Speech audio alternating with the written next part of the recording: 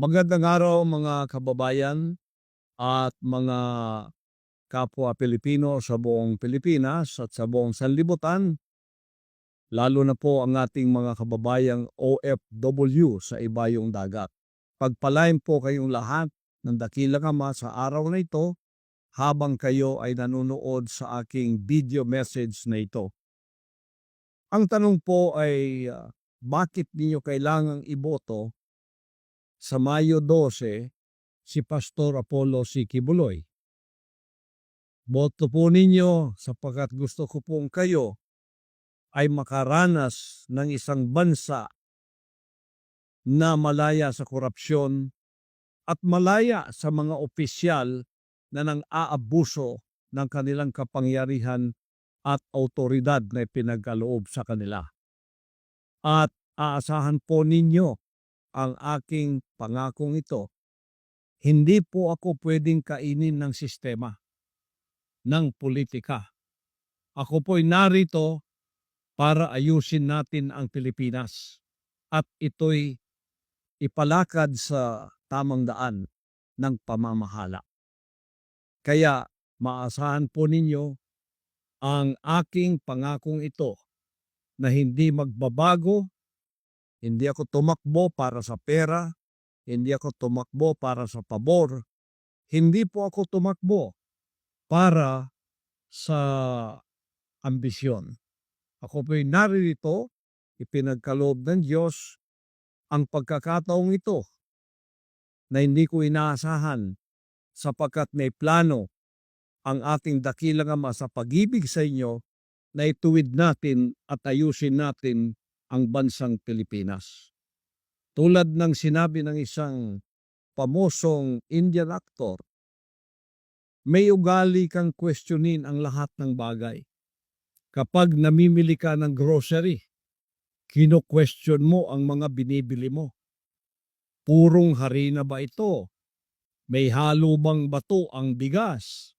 Nagbubula ba ng maayos ang sabon na ito? Kapag bumibili ka ng motorsiklo o sasakyan, tinatanong mo kung ilan ang tinatakbo nito kada litro. Maayos ba ang after-sales service?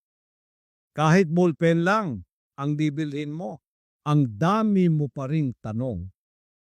Lahat na lang kino-question mo palagi. Maliban sa isang bagay, kapag pumipili ka ng namamahala ng gobyerno. 5 oras, ang dami mong tanong sa isang katol na tumatagal ng 5 oras. Mausok ba ito? Mabaho ba ito? Talaga bang pumapatay ito ng lamok? Pero kapag pipili ka ng gobyerno na manunungkulan sa 6 na taon, wala kang tanong ni isa.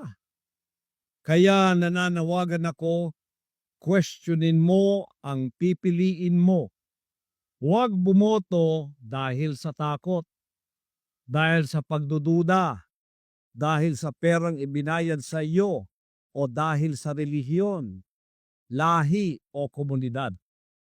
Tanungin mo ang mga kumakandidato sa boto mo. Ano ang gagawin nila sa susunod na 6 na taon?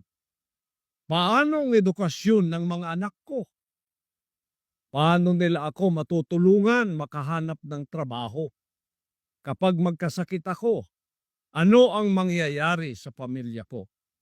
Paano nila pauunlarin ang bansa sa 5 taon? Paano nila isusupply ang pagkaing hindi kami magugutom? Magtanong bago bumoto. Ang daliri ginagamit mo sa pagboto, itutok mo sa kanila at magtanong. Kapag ginawa mo yan, gaganda, aaba ang sistema ng kalusugan natin para tulungan ang mga magsasakang mahihirap. Hindi na natin kakailanganin pa ang isang superhero. Sapat na ang boto mo. Hawak mo ang kapangyarihan sa dulo ng daliri mo. At kapag ginawa mo ang hinihiling ko, alam mo kung sino ang makakamit ng kalayaan? Ikaw. Kayong lahat. Kalayaan mula sa kahirapan, kalayaan mula sa inhustisya, kalayaan mula sa korupsyon. Magtiwala sa daliri mo. Gamitin mo ito.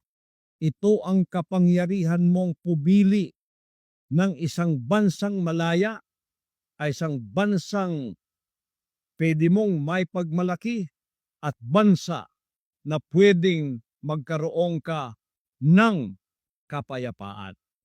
Kaya, kaibigan, kababayan, panahon na po ito para ating gamitin ang kapangyarihang ito. At ang kapangyarihang ito lamang ang magdudulot ng future para sa ating bansa. Kaya sa gabay ng ating dakilang Diyos at sa inyong mga pagtitiwala sa akin bilang maging senador ng bayan upang ayusin natin ang Pilipinas, ako po ay nangangako na hindi ako magbabago sa aking ipinangako. Hindi ako maaring kainin ng sistema. Uulitin ko, hindi ako kumakandidato para sa pera, para sa pabor, at para maging tanyag. Yan pong lahat ay hindi ang aking ambisyon. Ang aking pong tunay na ambisyon ay ayusin ang ating bansang Pilipinas. Maasahan po ninyo ang pangakong itong hindi po ako magmamaliw. Sa gabay ng ating dakilang Diyos at sa kapangyarihan ng inyong pagboto, gamitin ang daliri ito para sa isang maunlad, mapayapa at malayang bansang Pilipinas. Ako po si Pastor Apollo C. Kibuloy, 53, number 53, 53 sa inyong balota. Ayusin natin ang Pilipinas. Salamat po, pagpalain kayong lahat ng ating dakilang Diyos, ngayon at magpakailanman.